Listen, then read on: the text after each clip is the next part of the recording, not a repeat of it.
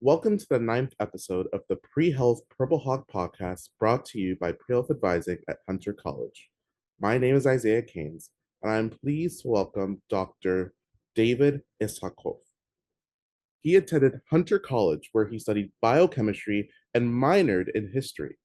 He earned his medical degree from Harvard Medical School and is now a senior resident in the internal medicine residency program at Massachusetts General Hospital and has applied to fellowships in cardiology.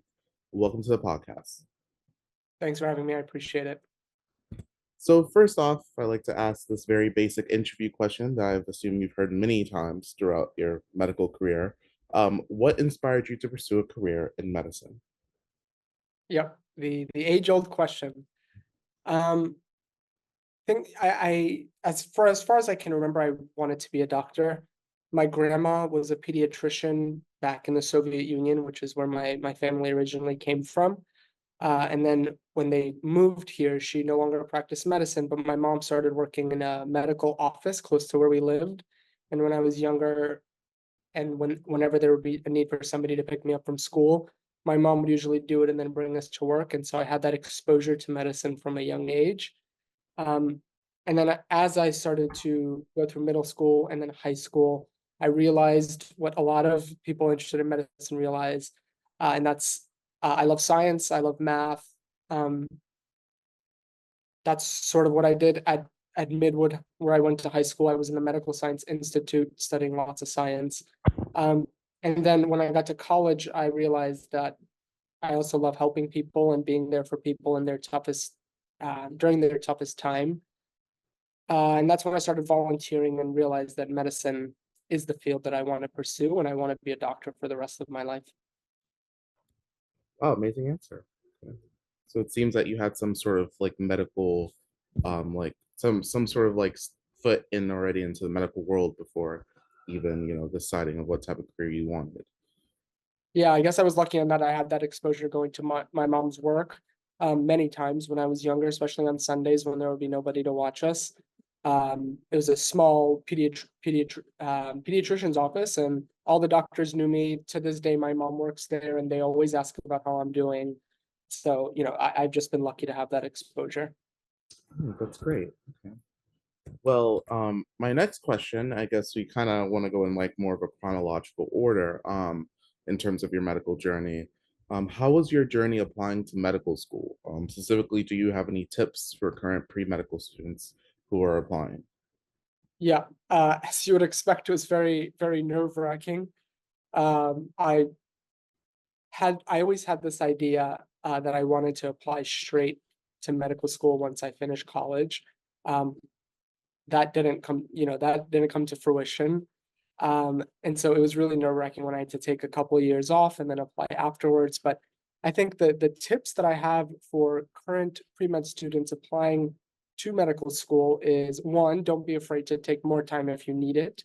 I think actually more and more now students, especially students that apply and go to the top universities, are taking time off in between college and medical school to pursue their dreams other than medicine that sort of relate to medicine. So I think that's one of my tips is don't be afraid to take time for yourself.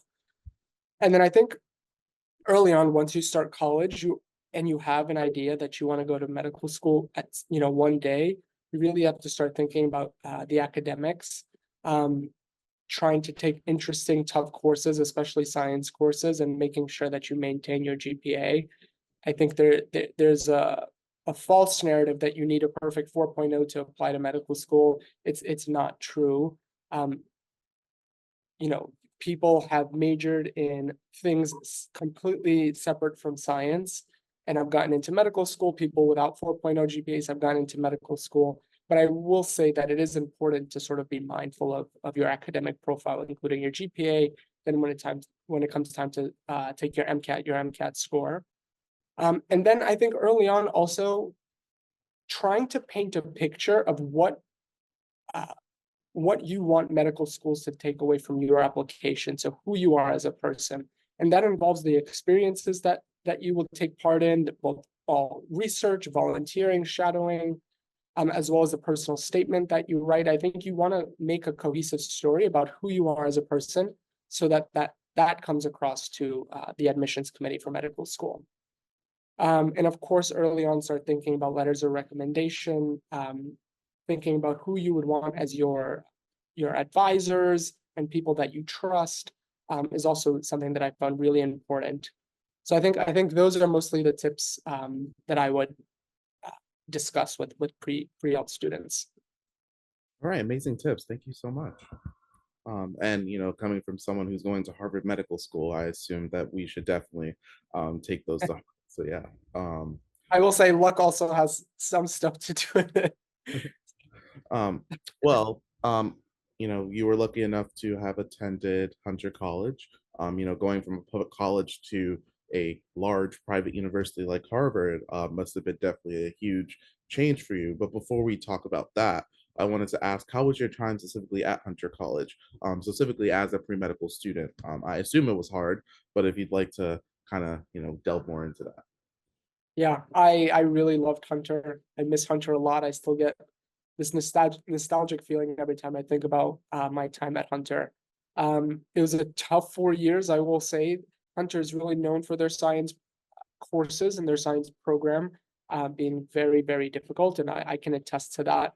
I had to work really, really hard for my grades, study a lot of hours to do well in all the prerequisite courses. I was lucky enough that my cousin was a year older than me.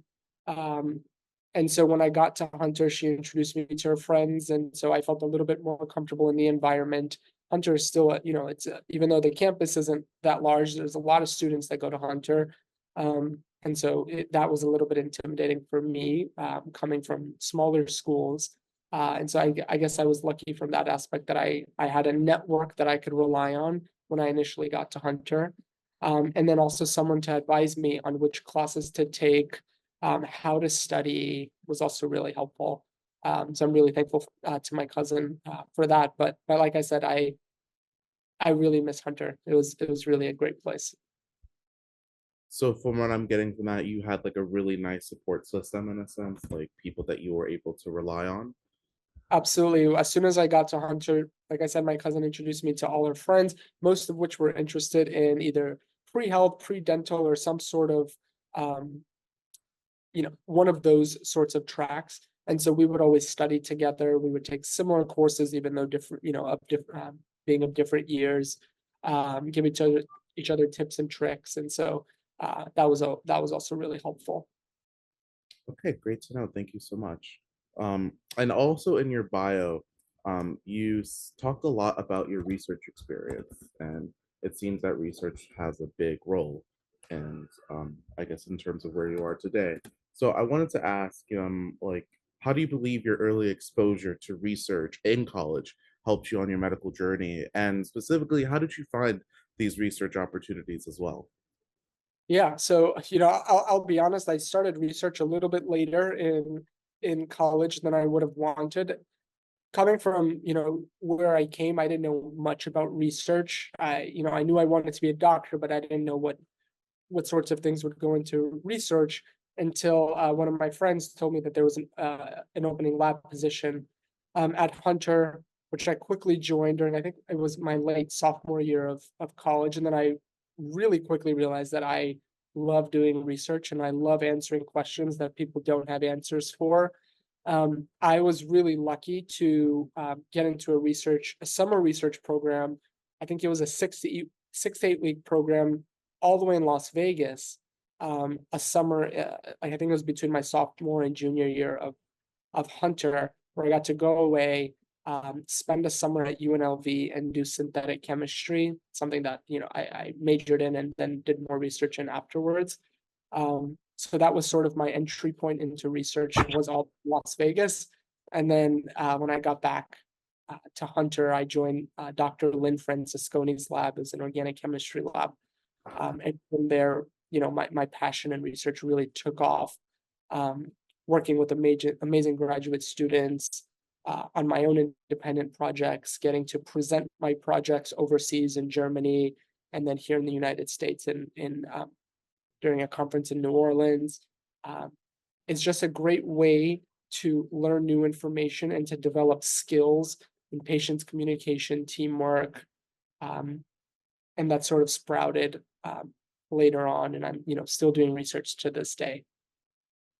All right. Wow, that's amazing. So I guess what happens in Vegas doesn't really stay in Vegas because it's That's helpful. exactly right. Wow, that's really cool. Okay. Do you mind me asking what program that is that sent you to Vegas for a summer? Yeah. So when I remember I was walking uh, on the science, I think it was the general chemistry floor at Hunter. I don't even know if that's still a floor. Mm. Um, and there were some posters for a UNLV summer research program. It had to do with like nuclear medicine. Um, I don't even know if it exists anymore, but I just remember applying on a whim. It was my first time leaving the house by myself. I had always lived with my parents. So I just applied on a whim, and I got accepted. I think there was only 12 students to join the program. And it was like a 6 or 8 week intense program where you did class in the morning, then you would do some projects at night during the weekdays, and then do whatever you want on the weekends. I truly don't know if that exists anymore. Mm, okay. Well, that sounds like a really cool opportunity. Um, Yeah. Thank you for sharing that. And I know earlier you shared that you did have to take some gap years, right? I know now that a gap years are starting to become more normalized. So I wanted to ask, what did you specifically do during your gap year? And do you think it, and I believe you did already say this, but how did it help you, or do you think it helped you with your medical school application? Yeah, yeah. Like I was saying earlier, my dream was always to go straight through from college to medical school.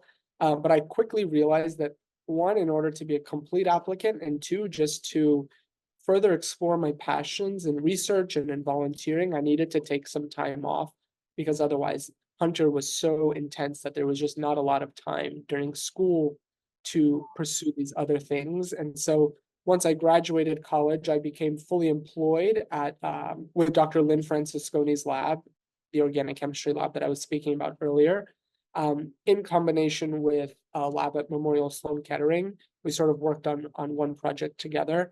So I was a fully employed researcher.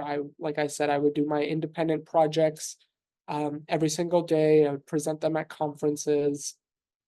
And then separate from that, I would do volunteer and shadowing things at Cornell. They had a volunteer program, also research based in their emergency department, where we would sort of go around and survey patients about specific topics in order to improve health outcomes. And so I volunteered with that program. And then I was also shadowing one of the emergency department doctors, Dr. Peter Greenwald, who was really gracious in letting me shadow him very frequently, including overnight shifts, which maybe as a college student I probably shouldn't have been staying up and doing. But I really tried to use those gap years to really um, broaden my knowledge, both with the research and the volunteering, as well as just take time for myself, travel when I could travel, spend time with family. Um, all with the knowledge that medical school, residency, fellowship are really tough, really grueling. You don't have much time for yourself, and so I just wanted that time between college and medical school to really try to develop myself as a person more and really mature more as a scientist, a future doctor, person.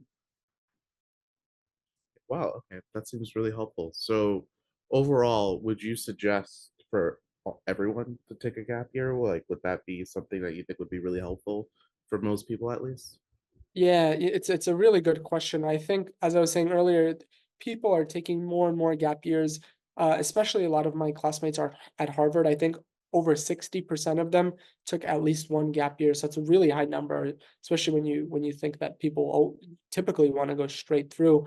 Whether that's the right thing to do for everyone, it's a little bit hard because there's a financial aspect to it as well, right? It's one less year that you would be making a doctor's salary. Oh, I'm sorry. I thought I silenced that. Um, it's one less year that you would be making a doctor's salary. And so, people that come from or have families that make less income, it's a tough decision to say, I'm going to spend one less year or one more year for myself and one less year making an attending salary. in the future. So there's really pros and cons that you have to go through when you make that decision, because it is a really tough one. Okay, wow. Okay, thank you so much for the advice. Um, so you went to Harvard Medical School, which is something that not a lot of people in America or in the world can say. So how was the experience overall, just at medical school and also at Harvard, because it's Harvard. So how was that experience? Yeah, so I will just I think I should share a little bit about my background, because it's sort of um helps answer this question a little bit. So my parents immigrated here from the Soviet Union, as I was saying earlier, in the early 1990s, and I was born 1 year after they immigrated here. They did not know English. They didn't have any money. When they came here, my dad worked as a taxi driver. My mom, I was saying earlier, worked as a medical receptionist, and then I was born. And my first language was not even English; it was Russian, because that's all we spoke at home. And so I for my entire life was used to this very tight-knit, small community of people. Was very close with my family, all whom live in New York City. And so leaving New York City to go to Boston, and leaving a place like Hunter to go to Harvard, was really overwhelming. I will say it felt lonely in the beginning, because I didn't know anybody and I was away from my entire family. Everyone was extremely, extremely, extremely smart and accomplished. Not to say that they weren't at Hunter. At Harvard, you see people from all over the world. And it's just a little bit intimidating when you're someone that comes in with imposter syndrome, thinking, oh, I shouldn't be here. I went to like um, I've always been coming from smaller schools, and um, this just seems overwhelming. Um, so I dealt with that initially. There's a lot of imposter syndrome about, do I deserve to be here or not? I will say the learning at Harvard was amazing. You are surrounded by experts in their field. You have exposure to a lot of really cool science, a lot of really cool medicine, a lot of really interesting discovery every single day. I got to learn from not just my professors and other doctors, but also my classmates, who, in their own right, were incredibly talented um, and very, very accomplished as well. So from that perspective, I would say there was a ton of growth. Um, there's a lot of learning. It really stimulated my passion for medicine even more, seeing all these doctors do such interesting medicine in the hospitals. But from a personal perspective, it was difficult to get accustomed to a place like Harvard, because that's just not something that I ever thought was possible for myself. Um, and it was really tough, like I said, to get away from family. No, yeah, that's some I understand that. Yeah, that's why I asked the question as well, because coming from a public college to a private university like Harvard would be such a huge what's the word, transformation, I guess. But it Yeah. seems that you went through it successfully. You're now a resident. Um, and actually, to kind of talk a little bit more, well, actually, before I talk about residency, medical journey is tough, it's long, and it's hard. But I wanted to ask, have you been able to find the time to do things that you enjoy, like outside of like medicine research or anything academic related, really? Like, have you been able to just do things that you love? Yeah. So it's a great question. I think it's one of the more important questions, because you know our whole lives are sort of encompassed by medicine. Everything that we do is sort of medicine related at work. We come home, we study more medicine, we study more about our patients. We always try to learn more science, but I think being really mindful of taking time for yourself is extremely important and really helps prevent burnout. And so things that I've done that I've found have helped my mental health have been exercising. So I try to exercise very regularly. I go to the gym as much as I can. Um, time with if time permits. I used to run more, and then I sort of hurt my knees a little bit and I stopped running. But I'm trying to get back into some sort of aerobic exercise as well, because I found that really freeing. Especially, I live in Boston now, so especially in Boston, I get to run along the water. It's really nice.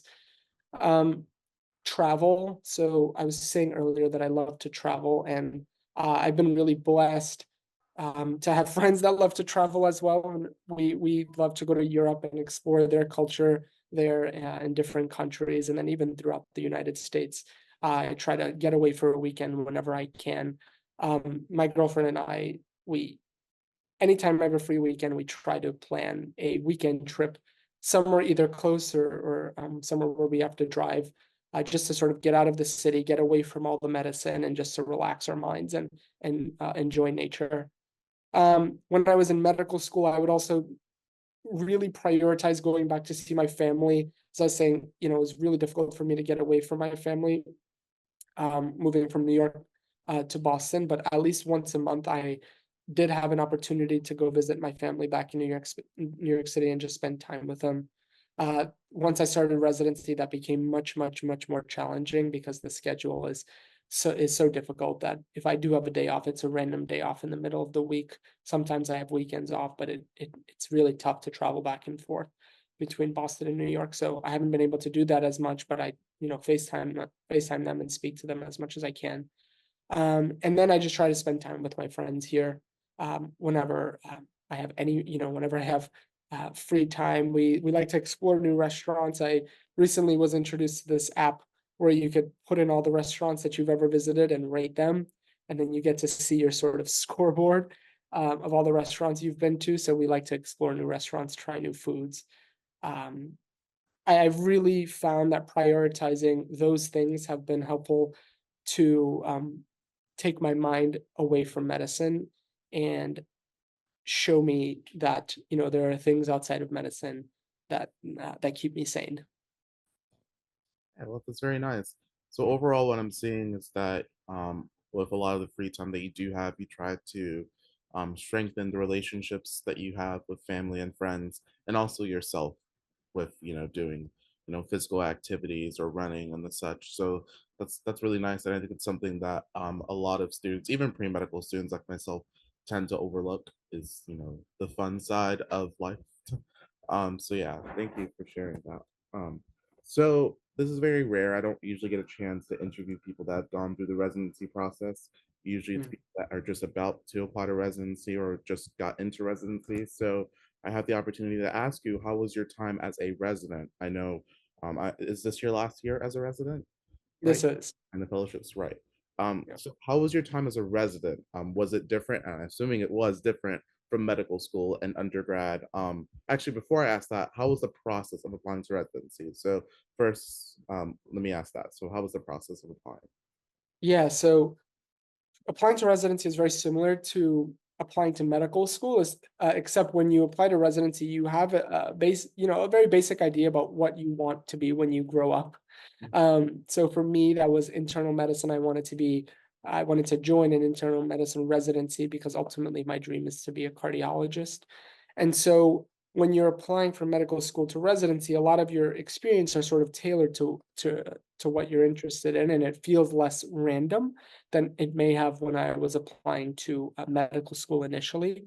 The application process is pretty similar. Applying from applying to residency compared to applying to medical school, but I think it was just a little less nerve-wracking, I will say, because you're almost a doctor, right? When you graduate medical school, you get your MD. So that pressure is sort of lifted off. And then you always have the benefit that of there being many, many programs in whatever specialty you're interested in to apply. But I will say the narrative is still similar in that you want to show these programs who you are as a person and what you'll be bringing to their program. How will you create a positive community? Because residency programs are typically much smaller than medical school classes, and so I'm close with my co-residents, and we spend time together.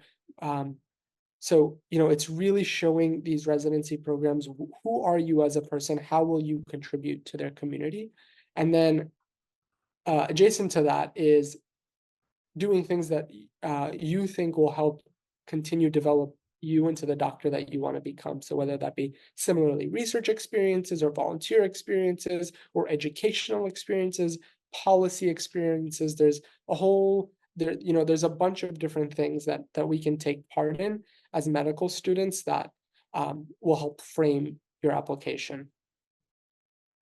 Great, thank you so much for that. And of course, how was residency? Yeah, so, when I was applying from medical school to residency, it was a very similar situation that I had to deal with. Where do I want to be? Do I want to go back to New York City? Do I want to stay in Boston? Do I want to be somewhere completely different? I remember when I left New York City initially to come to Harvard, I had promised my parents that once I finish medical school, I'll go back to New York City. I'll be close to my family again.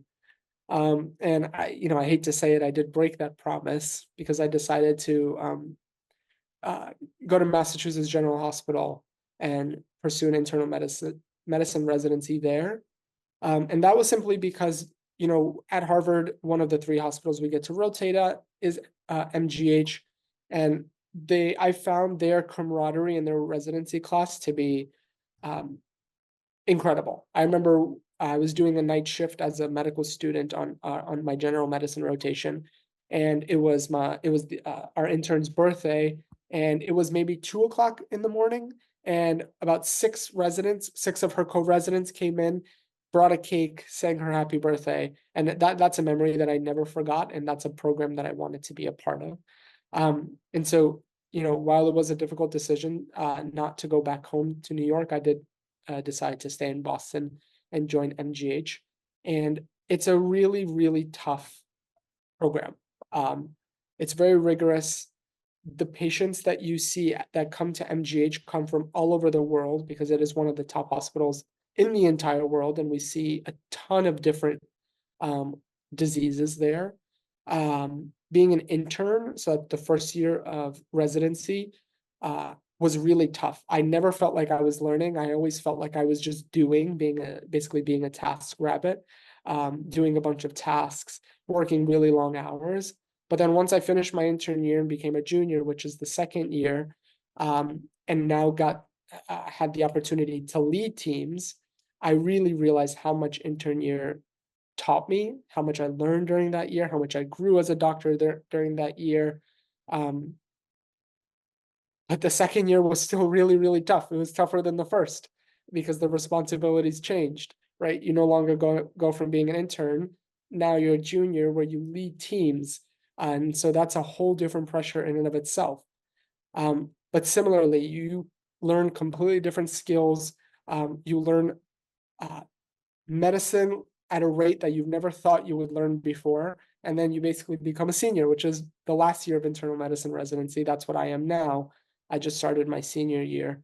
Um, and I've been enjoying it a lot. You really, really at this point get to see how much you've learned, how much your co-residents learned, what kind of doctor you're going to be. I think you start to see that during your senior year as well. You get to really think about what you want to pursue going forward. So what kind of career do you want to pursue, whether that be mostly all in medicine, clinical medicine? Do you want to do a lot of research? Do you want to do more volunteer or other opportunities?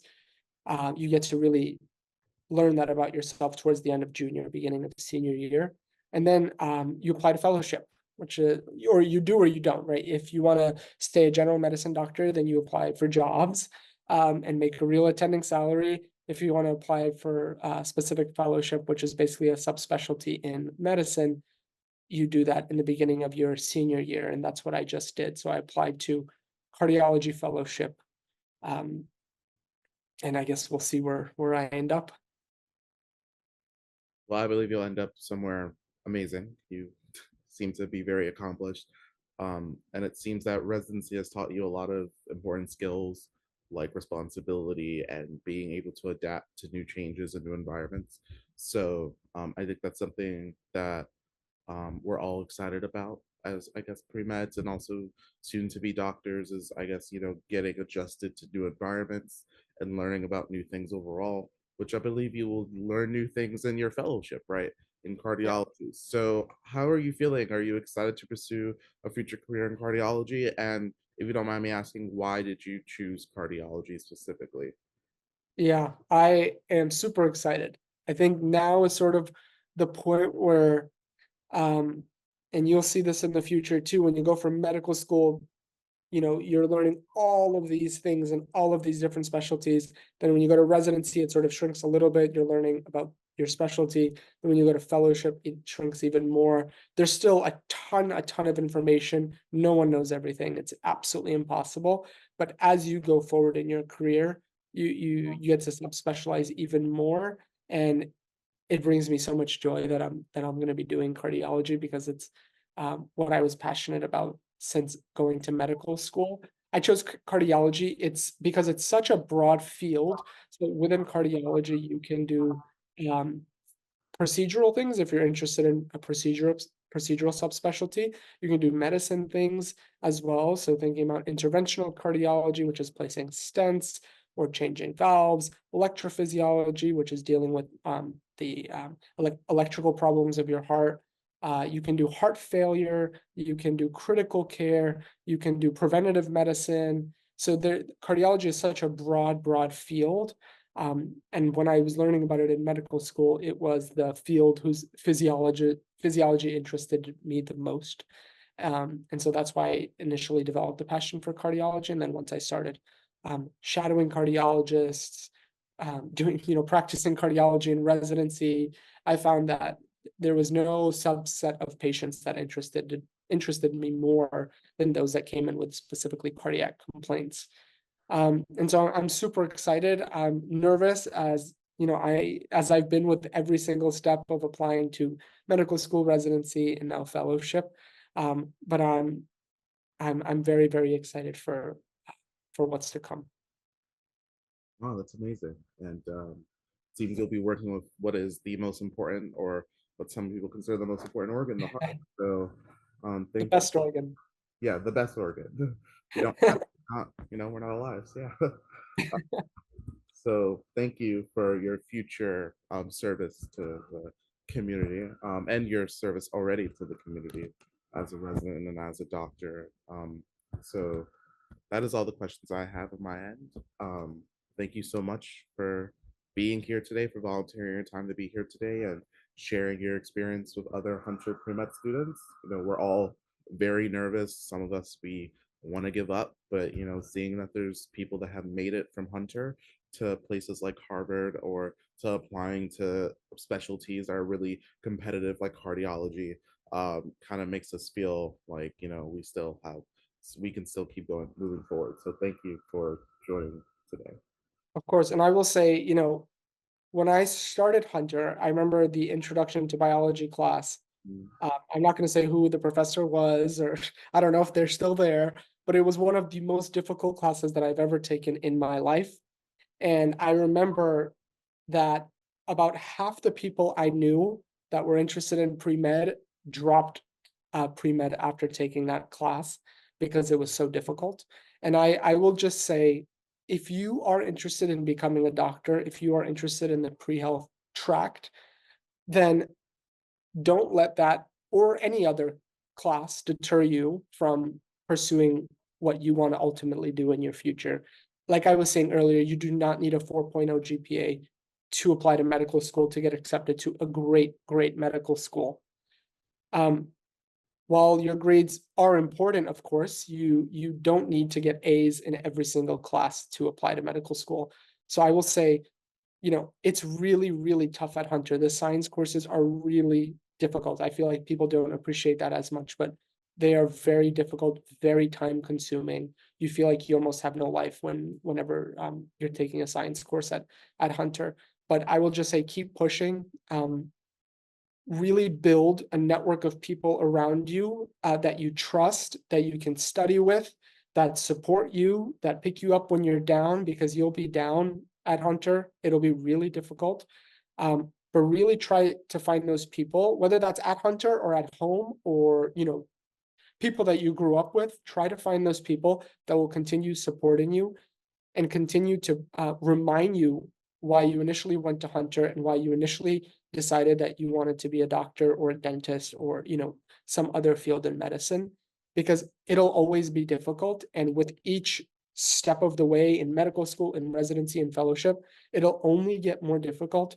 But I think if you continue to work hard and, continue to persevere, you will accomplish what you want to accomplish, right? The workload never lessens, it only increases. You'll always feel like you're drinking from a fire hose, as so many people like to say, because it really does feel like that. But I want to sort of tell you to continue pushing through, because one course or one grade, one bad experience should not deter you from becoming a doctor, because it's the best job in the world. You get to help people when they're at their absolute lowest point, when they're the most afraid, when they put their life in your hands. Literally, when they put their life in your hands, you get to be there for them. And it is so rewarding, when you have those good experiences, when you build those deep connections with your patients, when you're able to save their lives, when you're able to see their family members' faces whenever you do something good for them. It's the best feeling in the world. And you really, if you're interested, you really need to experience it, and not be afraid to keep working hard, because it'll pay off in the end. Well, thank you for those motivational words. I think that's something that a lot of students here, including myself, need to hear. And it's good to know that Bio 100 is a very universal experience for all of us. Thank you. I still remember it to this day. That's how it sticks with you forever. Yes, it does. We'll never forget that semester. That's the semester I've worked the hardest ever in my life. So, Yep. Yep, yeah. exactly. And that was my first semester at Hunter, Mhm. and I didn't know what to expect, and it hit me like a ton of bricks. Yeah. Well, it's happened to where you are today. So, congratulations once again.